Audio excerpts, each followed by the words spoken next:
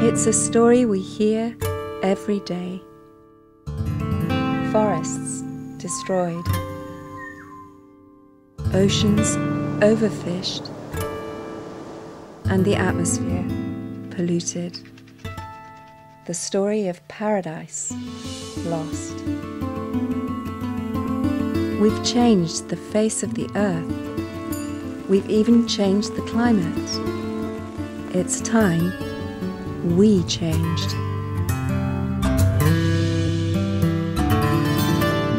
This is the story of Rocha, a story of change, transformation, restoration, and hope.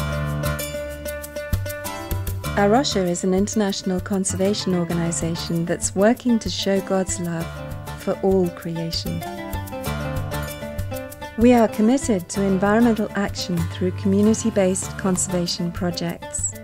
From helping landowners in France turn their fields back to the original wetlands that once welcomed wildlife, and protecting the Alvor estuary in the south of Portugal with its rich biodiversity, to saving one of the last forests of the African coast, bringing income to desperately poor local villages.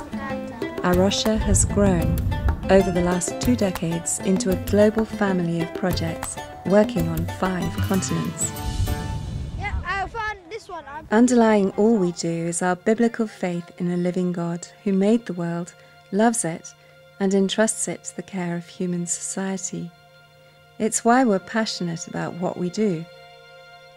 It's why what we are has always been somewhat unique in both the conservation and Christian worlds. What we were trying to do in Portugal in 1983 at the very beginning was to give a practical expression to 2 convictions. The first was that it's a completely normal part of the Christian life to care for God's creation, even if that whole emphasis has rather gone missing from how we understand it to be. But also within the environmental movement, values, beliefs, why we do conservation work has not been talked about very much, although it's actually fundamental. And we wanted to bring that discussion to the foreground, but also to show in practice what Christian convictions would mean if you put them into a working context. Thank you for each person here. Amen. Amen.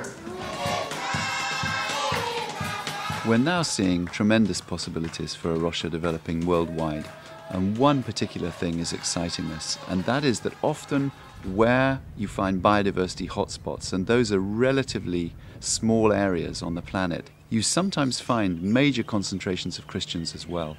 And we're looking at those overlap areas, those highly strategic places where if the Christian church gains a vision for really understanding the need and the responsibility to care for creation, there could be enormous impact for good. In conservation terms, Rocha's vision is quite wide really, because it's to see ecosystems restored, but it's also to see the well-being of those human communities that are dependent upon them. So you're talking about restoration ecology, but at the same time you're sometimes talking about developmental economics or sustainability. It's a very wide vision.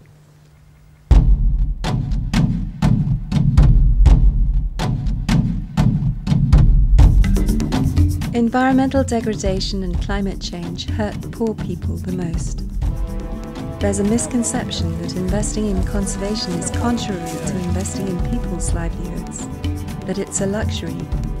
But the idea that you need to get rich first, then worry about your environment, is not only untrue, it's dangerous. The fact is, the majority of the poorest people in the majority of the poorest countries continue to depend heavily on natural resources. However, experts have confirmed that 60% of the world's ecosystems are degraded or unsustainably used. This has direct impact on the livelihoods of the poor.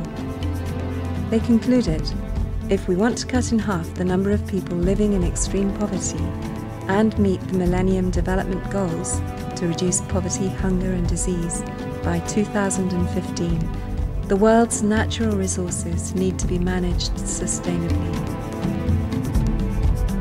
The poor are really more poor in the context of the degraded ecosystem. Rocha is working to not leave people in such conditions.